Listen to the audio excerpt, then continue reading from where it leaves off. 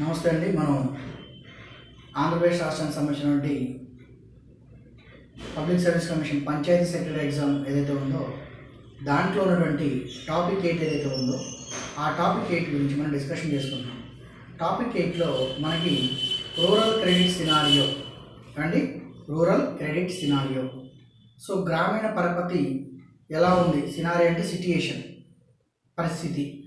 సరిగ్గా చెప్పాలంటే గ్రామీణంలో ఉన్నటువంటి పరపతి యొక్క పరిస్థితి ఎలా ఉంది ఏంటనే దాని మీద మనకి క్వశ్చన్స్ అనేవి రావడం జరుగుతుంది. Most important topic. ఈ రూరల్ క్రెడిట్ సినారియోలో ముఖ్యంగా మనకి 3 సబ్ టాపిక్స్ ఉన్నాయి. ఆ 3 సబ్ టాపిక్స్లో మొదటిది గ్రామీణ పరపతి, రెండవది మనకి కోఆపరేటివ్ సంబంధించి క్రెడిట్, అంటే కోఆపరేటివ్ అంటే సహకార సంఘాల గురించి క్రెడిట్. ముఖ్యంగా గ్రామీణ ప్రాంతాల్లో ఏవైతే ఉన్నాయో ఆ గ్రామీణ ప్రాంతాల్లో మనకి లోన్స్ కానీ వీటికి సంబంధించి కోఆపరేటివ్ సెక్టర్ ముఖ్య పాత్ర వహిస్తుంది కాబట్టి దాని గురించి, అలాగే మైక్రో ఫైనాన్స్, సూక్ష్మ విత్తము. సో ఇవన్నీ కూడా 3 టాపిక్స్ ఉన్నాయి. అయితే ఇక్కడ మనకి వాంటెడ్ అన్వాంటెడ్ అనేది చాలా ఇంపార్టెంట్ అండి. ముఖ్యంగా మనం చదివేది పంచాయతీ సెక్రటరీ గ్రేడ్ 3 ఎగ్జామ్ కాబట్టి గ్రేడ్ 3 లెవెల్లోనే క్వశ్చన్స్ ఉంటాయి. ఓకే అండి.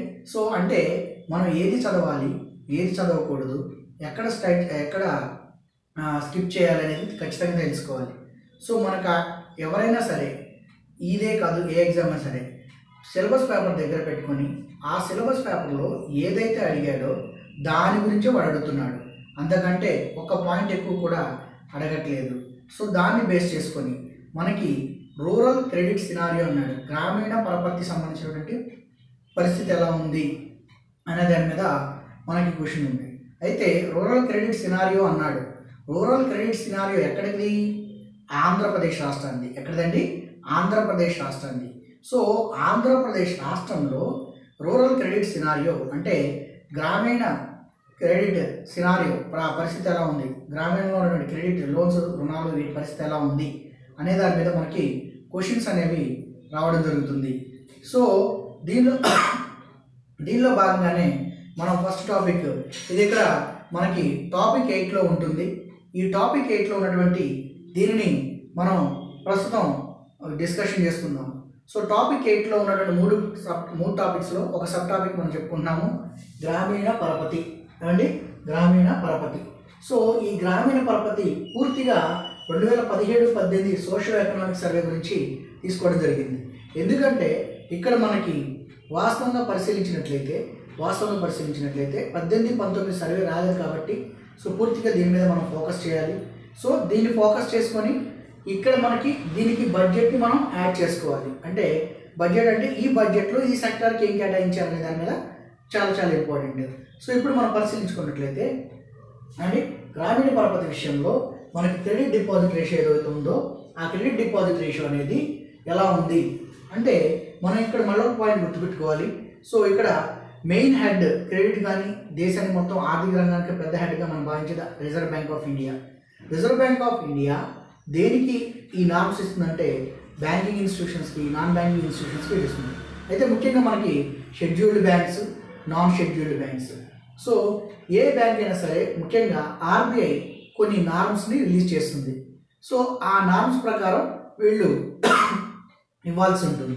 సో అది దాటకపోయినా ఏదైనా సరే మనకి దీన్ని బేస్ చేసుకునే ఉంటుంది. అంటే ఇప్పుడు మనం ఎలా తీసుకోవాలంటే RBI reserve Bank of India అనేది ఇండియాకి ఎలా ఇస్తుంది, మిగతా రాష్ట్రాలకు ఎలా ఇస్తుంది.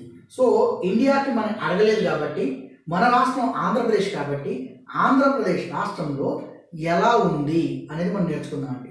ఓకే అండి. సో ఇప్పుడు చూద్దాం క్రెడిట్ డిపాజిట్ రేషియో అండి, credit deposit ratio. So RBI తన నార్మ్స్ ప్రకారం, తనకున్న రూల్స్ ప్రకారం ఆర్బీఐ వారు క్రెడిట్ డిపాజిట్ రేషియోని ఎంతగా ఉండాలి అని నిర్ధారించారంటే 60% ఉండాలని నిర్ధారించారు. క్రెడిట్ డిపాజిట్ రేషియో ఎంత ఉండాలండి? 60% ఉండాలని నిర్ధారించారు. ఎవరు? రిజర్వ్ బ్యాంక్ ఆఫ్ ఇండియా వాళ్ళు. ఎవరండి? రిజర్వ్ బ్యాంక్ ఆఫ్ ఇండియా వాళ్ళు. క్రెడిట్ డిపాజిట్ రేషియో ఎంతగా నిర్ధారించారంటే 60% ఉండాలని నిర్ధారించారు అండి, 60% ఉండాలని నిర్ధారించారు. దాంట్లో మనం 2 రకాలు తీసుకోవాలి. ఇండియా మొత్తము మిగతా రాష్ట్రాల్లో మంద కావాలి కాబట్టి ఆంధ్రప్రదేశ్ తీసుకుంటాం. సో 2017-18 ఆర్థిక సర్వే ప్రకారం మన ఆంధ్రప్రదేశ్ రాష్ట్రంలో క్రెడిట్ డిపాజిట్ రేషియో ఎలా ఉంది అంటే 102.44%గా ఉంది. 102.44%గా ఉంది. అంటే ఆర్బీఐ చెప్పిన నార్మ్ 60% ఏదైతే ఉందో దాన్ని ఎక్సీడ్ అయింది. అంటే ఆర్బీఐ ఎంత చెప్పిందండి? 60% చెప్పింది. కానీ ఇక్కడ ఎంత ఉంది? 102.44% ఉంది. అంటే ఏంటి? 102.44% ఏదైతే ఉందో ఆ 102.44% ఏదైతే ఉందో దానిలో నుంచి ఆర్బీఐ ఇచ్చినటువంటి అమౌంట్ తీసేస్తే ఎంత ఎక్సీడ్ అయింది అనేది వస్తుంది. సో ఎంత ఎక్సీడింగ్లో ఉన్నామంటే సుమారుగా 42.44% మనం ఎక్సీడింగ్లో ఉన్నాం. అంటే ఏంటి? క్రెడిట్ డిపాజిట్ రేషియో ఆంధ్రప్రదేశ్లో 42.44% అధికంగా ఉంది. అంటే ఆర్బీఐ యొక్క నార్మ్స్ని ఎక్సీడ్ అవ్వడం జరిగింది. ఎక్సీడ్ అవ్వడం జరిగింది. అలాగే నెక్స్ట్ నికర బ్యాంక్ క్రెడిట్లో ప్రాధాన్యత రంగాలు net banking credit in priority sectors. Next point net banking credit in priority sectors. ప్రాధాన్యత రంగాలకు సంబంధించినటువంటి విషయాన్ని మనం పరిశీలించుకున్నట్లయితే రిజర్వ్ బ్యాంక్ ఆఫ్ ఇండియా ఏదైతే ఉందో ఆ రిజర్వ్ బ్యాంక్ ఆఫ్ ఇండియా ప్రాధాన్యత రంగాలకు కూడా కొన్ని నామ్స్ రిలీజ్ చేసి రిజర్వ్ బ్యాంక్ ఆఫ్ ఇండియా సంబంధించి క్రెడిట్ విషయంలో ఆర్బీఐ వాళ్ళు ప్రాధాన్యత రంగాలకు 40% కంటే ఎక్కువగా మనీ అనేది లెండింగ్ అంటే లోన్ రూపంలో కానీ క్రెడిట్ రూపంలో కానీ ఇవ్వకూడదని చెప్పేసి నిర్ధారించారు. కానీ మనకి దీన్ని మరలా 2 భాగాలుగా చేసుకుంటే ఇండియా మరియు ఆంధ్రప్రదేశ్గా చేసుకుంటే మనకు కావాల్సింది ఆంధ్రప్రదేశ్ కాబట్టి ఆంధ్రప్రదేశ్ రాష్ట్రం అంటే నెట్ బ్యాంకింగ్ క్రెడిట్ ప్రయారిటీ సెక్టర్స్లో ఎంత శాతం ఇచ్చిన క్రెడిట్ వచ్చిందంటే 68.03% వచ్చింది. అంటే 68.03% వచ్చింది. అంటే ఆర్బీఐ నామ్స్ ఎంతంటే 40%, ఇచ్చింది ఎంతండి 65%. అంటే ఆర్బీఐ నామ్స్ ఎక్సీడ్ అయిందా తగ్గిందా అంటే ఇక్కడ స్పష్టంగా కనపడుతుంది. అది యొక్క డిఫరెన్స్ 68.03 నుంచి 40 తీసేస్తే 28.03 ఇంత ఎక్సీడ్ అయింది. ఏంటంటే ఎక్సీడ్ అయింది? ప్రాధాన్యత రంగాల్లో క్రెడిట్ అండి. ప్రాధాన్యత రంగాల్లో క్రెడిట్ సంబంధించి పెరిగింది. అంటే ఎంత ఎక్సీడ్ అయింది?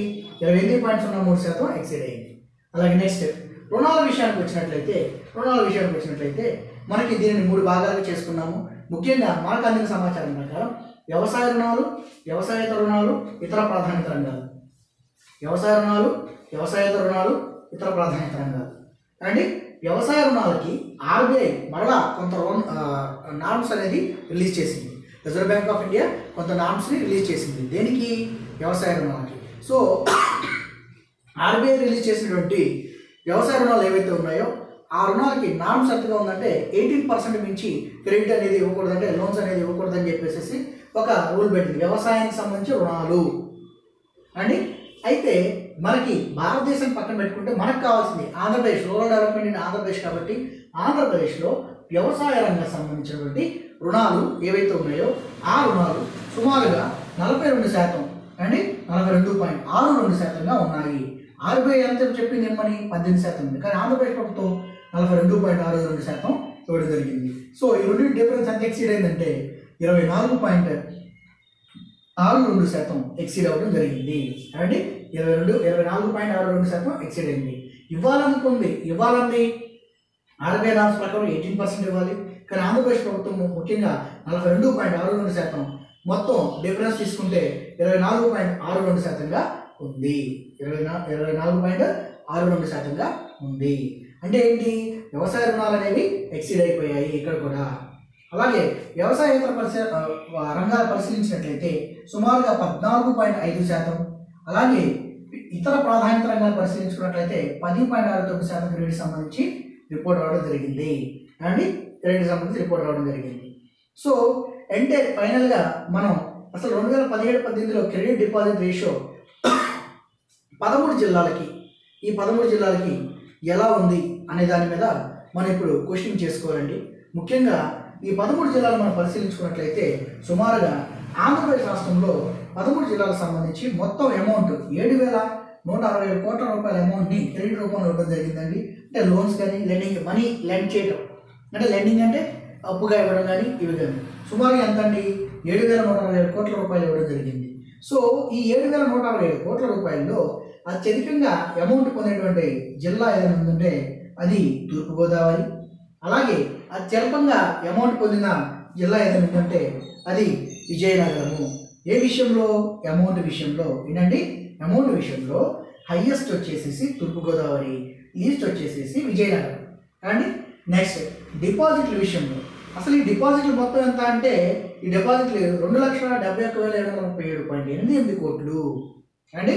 దీంట్లో హైయెస్ట్ లీస్ట్. సో డిపాజిట్ల పరంగా హైయెస్ట్ వచ్చేసి మనకి విశాఖపట్నం ఉంటే లీస్ట్ వచ్చేసేసి విజయనగరం ఉంది. అలాగే రుణాలు, ఈ రుణాలు మొత్తం ఎంత ఉన్నాయి? 2,78,357 కోట్లు ఏదైతే ఉందో అండి. దాంట్లో హైయెస్ట్ లీస్ట్ మనం పరిశీలించుకుంటే కృష్ణా మరియు విజయనగరం. ముఖ్యంగా రుణాల విషయంలో హైయెస్ట్గా పొందింది కృష్ణా జిల్లా, చివరిగా పొందింది విజయనగరం జిల్లాగా తీసుకోవాలి. సో అలాగే అసలు ఇదంతా గుర్తుపెట్టుకోవాలంటే ఒక చాలా కఠినమైన పని అని చెప్పేసి మనం అనుకోవచ్చు. కానీ ఇక్కడ సింప్లెస్ట్ వే ఏంటంటే మనకి అనుకూలించినటువంటి అంశాన్ని. విషయం ఏంటంటే ఎప్పుడైతే మనం ఎగ్జామ్ రాస్తామో ఆ ఎగ్జామ్లో మనకు అనుకూలించేటువంటి అంశాలు ఏవైతే ఉన్నాయో ఆ అంశాలని మనం అనుకూలంగా చేసుకోవాలి. అంటే ఇక్కడ చూడండి, జనరల్గా ఇక్కడ అమౌంట్ విషయంలో కానీ, డిపాజిట్స్ విషయంలో కానీ, రుణాల విషయంలో కానీ లీస్ట్ ఉన్నటువంటి ఒకే ఒక జిల్లా కామన్గా విజయనగరం ఉంది. కాబట్టి మనం దేన్ని గుర్తుపెట్టుకోవాలంటే అమౌంట్ విషయంలో తూర్పుగోదావరిని, డిపాజిట్ విషయంలో విశాఖపట్నాన్ని, రుణాల విషయంలో కృష్ణా జిల్లాని గుర్తుపెట్టుకోవాలి. అలాగే ఈ మొత్తం క్రెడిట్ డిపాజిట్ రేషియో CDR 102.44% ఏదైతే ఉందో దాంట్లో హైయెస్ట్గా క్రెడిట్ డిపాజిట్ రేషియో ఉన్నటువంటి జిల్లా ఏదైనా ఉందంటే ప్రకాశం జిల్లా. తక్కువగా ఉంది ఏదైనా ఉందంటే చిత్తూరు జిల్లా. అంటే ఏంటంటే ఇక్కడ క్రెడిట్ డిపాజిట్ రేషియో అన్నిటికంటే హైయెస్ట్ ప్రకాశం జిల్లా, ఇక్కడ చిత్తూరు జిల్లా. అంటే మనం ఈ పాయింట్ ఆఫ్ వ్యూలో అంటే సింప్లెస్ట్ అనాలిసిస్ అండి, ఎందుకంటే వేరే అనాలిసిస్ అంటూ కూడా ఉండదు. ఎందుకంటే ఇక్కడ వాడు అడిగేది ఏంటి, మనం తీసుకునేది ఏంటి. సో దీన్ని మనం యాప్ చేసుకొని కంపల్సరీగా చదువుకోవాలి. అంటే ఈజియెస్ట్ వే, చాలా సింపుల్ వేలో వెళ్ళిపోవాలి. సో పేజీలు పుస్తకాలు తిరగాల్సిన అవసరం లేదు అనుకుంటున్నాను. సో ఎందుకంటే మనకి ఇది స్టాండర్డ్ డేటా 2017-18 సర్వే. ఒకవేళ ఇంకేదైనా ఎక్స్ట్రాగా చదువుకోవాలనుకుంటే మీరు దీనికంటే ముందు జిల్లాలు, వెనక జిల్లాలు కూడా చదువుకోవచ్చు. ఒకవేళ వాళ్ళు ఇచ్చిన ఒక మార్కే కాబట్టి 1/3 నెగిటివ్ మార్కింగ్ ఉంది కాబట్టి మెయిన్ దాని మీద ఫోకస్ చేసుకొని మిగతా దాని మీద చేసుకుంటే ఆ యాక్యురసీ అనేది కరెక్ట్గా వస్తుంది. సో అలా యాక్యురసీ మెయింటైన్ చేయగలిగితే ఖచ్చితంగా మనం సక్సెస్ అవుతాము. సో ఇది మనకి ఆంధ్రప్రదేశ్ సంబంధించినటువంటి రూరల్ క్రెడిట్ సినారియో. సో ఈ రూరల్ క్రెడిట్ సినారియో అనేది టాపిక్ 1, మొట్టమొదటి టాపిక్ కాబట్టి. సో దీంట్లో సబ్ టాపిక్స్ ఇంకా 2 ఉన్నాయి. దీన్ని మనం ఫర్దర్ క్లాస్లో చూద్దాం. ఓకే అండి, రైట్? Thank you.